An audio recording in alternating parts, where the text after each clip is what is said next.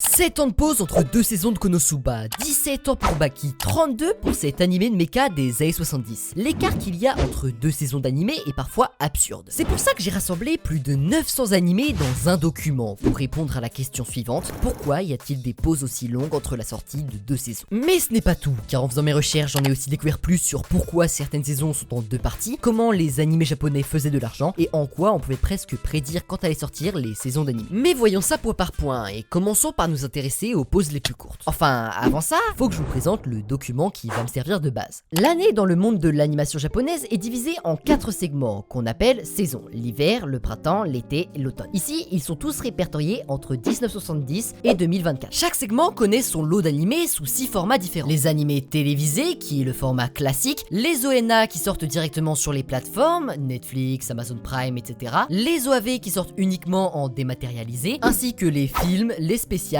et le cas particulier des donghua. Personnellement, je m'intéresserai qu'aux deux premiers et au troisième dans une certaine mesure. De cette façon, j'ai répertorié ici la très grande majorité des suites sorties ces 54 dernières années, sans compter les remakes et les spin-offs. Puis j'ai compté le nombre de segments qui séparaient la sortie d'une saison de sa précédente. Ah oui, et pour éviter de trop fausser les chiffres, j'ai calculé le gap à partir de la fin de la saison quand l'anime était trop long. Je vous propose qu'on prenne un exemple simple pour que vous compreniez bien. Shingeki no Kyojin saison 4 partie 2 est publié durant l'hiver 2022, soit 4 segments après la partie 1 qui, elle, est sortie durant l'hiver 2021. Cependant, le final de SNK, qui aurait dû être l'équivalent d'une saison 5 ayant le format d'un spécial, il n'est pas pris en compte dans mon tableau.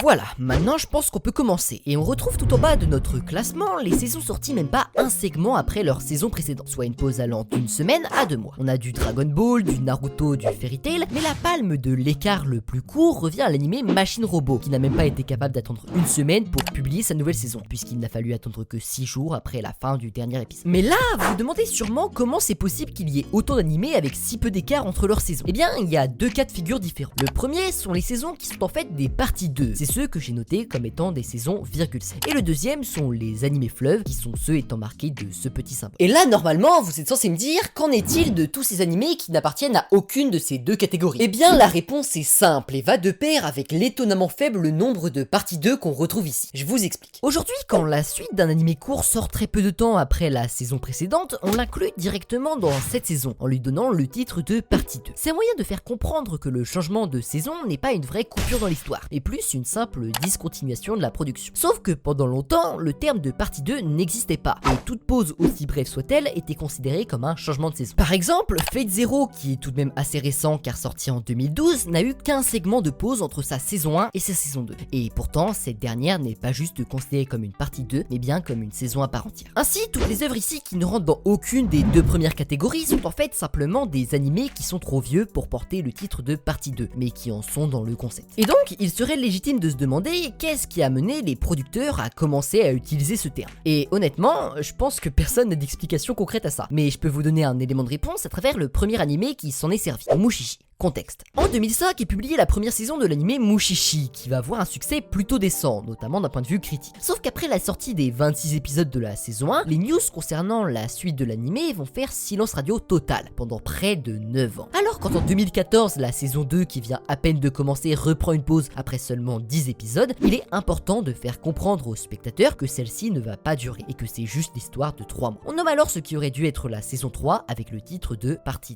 2. Et après ça, le terme s'est largement développé, étant utilisé régulièrement aujourd'hui. Voilà pour ce qui est des pauses les plus courtes. Et si vous voulez en savoir plus sur le cas des animés fleuves et sur pourquoi il n'y a presque plus d'animés très longs qui sortent, je vous invite à aller voir ma prochaine vidéo, si elle est sortie. Si c'est pas le cas, abonnez-vous à la chaîne et elle devrait arriver dans peu de temps. Mais bref, maintenant qu'on s'est intéressé aux animés avec le moins d'écart entre leurs saisons, je vous propose qu'on franchisse une étape pour se pencher sur l'échelon intermédiaire. Et vu que ce serait pas très intéressant et surtout beaucoup trop long de tous les name drop à part un, on va faire un peu de statistiques. Sur les 54 dernières années, un peu plus de 900 suites d'animés sont sorties, et tout avait un écart depuis leur dernière saison, étant compris entre 0 et plus l'infini. En plaçant ça sur un graphique où les abscisses seraient le nombre de segments d'écart entre deux saisons et les ordonnées le nombre d'animés, on obtient quelque chose qui ressemble à peu près à ça. Et directement, on peut voir plusieurs éléments qui se démarquent. Déjà, sans surprise, les longues pauses sont largement minoritaires face aux courtes pauses. Mais pour autant, leur proportion reste assez élevée, avec plus de 188 dont la pause a été de plus de 4 ans. Ensuite, on remarque à l'inverse que les premières colonnes représentant les courtes pauses se démarquent largement, avec à leur tête celle des 2 à 136 saisons d'animé et celle des 4 à 132. Mais là où ça devient vraiment intéressant est quand on commence à s'intéresser à l'alternance des colonnes, car ce qu'on remarque est que plus globalement, chaque colonne paire est toujours supérieure à la colonne impaire qui va suivre. Plus que ça, si on ajoute cet autre tableau à l'équation qui nous donne la proportion d'animés sortis par segment, on se rend compte que le segment d'automne est bien supérieur aux autres, chaque année et peu importe le nombre d'animés qui sort en moyenne durant cette période. Ce qu'on peut donc en déduire est que la sortie des suites d'animés n'est pas totalement aléatoire, mais fonctionne de manière cyclique. Ce qui prouve deux choses. Déjà que le fait qu'il y ait eu autant de gros trucs à sortir durant l'automne 2022 n'était pas une coïncidence, mais surtout que, et j'en suis persuadé, si quelqu'un était assez déter pour faire un document 10 fois plus gros que le mien, il pourrait être capable de prédire approximativement le temps à attendre avant la prochaine saison d'animé, à partir du succès de cet animé et des attentes qu'il y avait avant qu'il sorte. Enfin bref, je me suis étendu longuement sur le bas et le milieu du tableau, mais il est enfin temps de s'intéresser aux animés qui ont eu la plus longue pause entre deux saisons. Et je vous propose qu'on fasse ça en musique.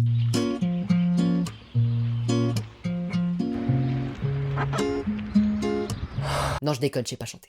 Donc je vais plutôt vous le faire comme un présentateur de jeux télé qui annonce ses candidats. Et commençons à la 50e place avec Paradise Kiss, qui est le seul animé dont la pause entre la sortie de ces deux saisons est d'exactement 10 ans, d'automne 1995 à automne 2005.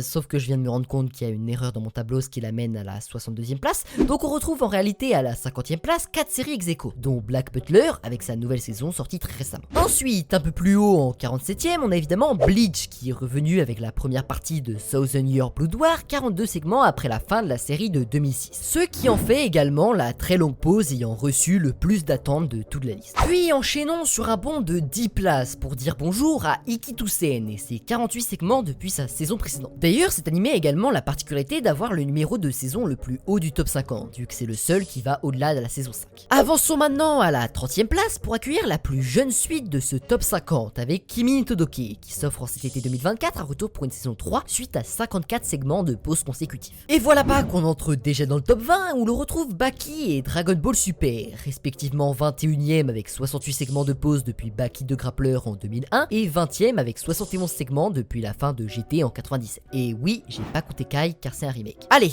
on enchaîne en passant la barre des 20 ans avec à la 14e place Sakura Taisen dont la saison 1 fut publiée en 2000 et la 2 en 2020. À la 10e place maintenant, on retrouve Jeanne et Serge, animé dont la saison 2 a d'ailleurs la particularité d'avoir été faite à l'occasion des JO de Beijing de 2008, 97 segments après la saison 1. Voilà, on a fait plus gros, ce qui nous laisse maintenant avec un top 4. Et c'est là que ça va peut-être être étonnant pour certaines personnes, car quand on cherche sur internet, ce qu'on trouve comme étant l'animé le plus long, c'est ça, Côté Tsuji. Sauf que, on va voir que c'est pas le cas. Car en réalité, l'animé et ses 126 segments de pause ne se contentent en fait que d'une 3e place, qu'il est en plus de ça obligé de partager avec la saison 4 de Lupin de Fur. C'est pour ça qu'il est temps pour moi de rétablir la vérité en vous révélant les deux pauses les plus longues qu'il y a eu entre deux saisons d'animé. Et tout d'abord, à la 2e place, on retrouve un petit nouveau, car ça fait seulement depuis fin 2023 que l'animé Akuma-kun est venu s'imposer en tant que séquelle de l'animé du même nom de 1989, ce qui représente une pause de 135 segments. Et enfin, à la première place, l'animé qui a eu la plus longue pause entre deux saisons est Tiger Mask, saison 3. Car oui, il y avait déjà eu genre 10 ans de pause entre les deux premières saisons, mais ils se sont dit qu'il valait peut-être mieux encore attendre 35 ans avant de ressortir une. Enfin bref, je vous mets le top 50 là sous les yeux maintenant, mettez en pause si ça vous intéresse, et je mettrai aussi le document en description si jamais vous voulez voir le top 900+.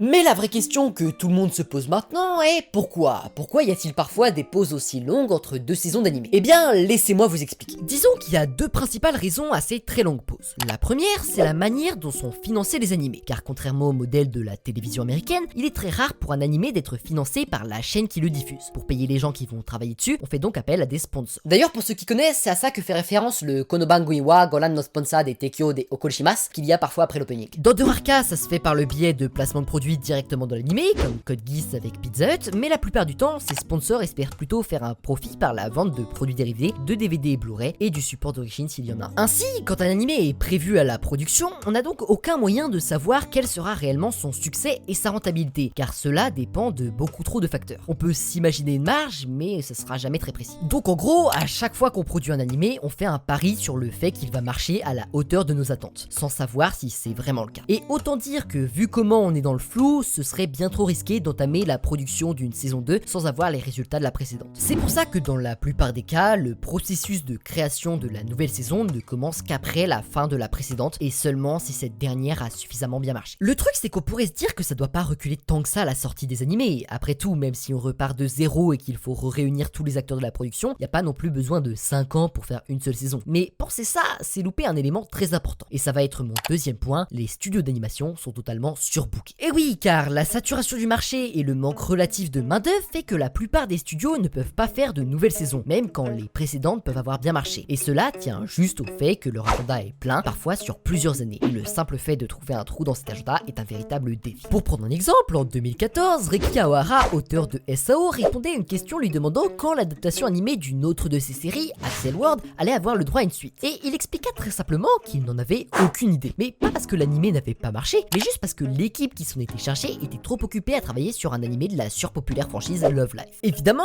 on pourrait se dire que la solution la plus simple serait juste de changer de studio pour la suite. Mais le souci, c'est qu'il s'agit en fait d'un problème qui touche toute l'industrie et que la quantité de main-d'œuvre disponible n'est pas suffisante par rapport à l'afflux d'animés dans les fourneaux. Enfin bref, ça c'est les deux raisons principales, mais ça n'exclut pas qu'il y ait aussi des raisons annexes. Je pense d'ailleurs que la plupart du temps, dans le cas des très longues pauses, c'est le problème exactement inverse, où on essaye de faire renaître une hype passée à travers une vieille franchise, malgré qu'il y a déjà pas la place pour toutes les nouvelles œuvres. Ah oui, et vu que je sais que vous n'attendiez que ça, je vais quand même vous faire ma chanson.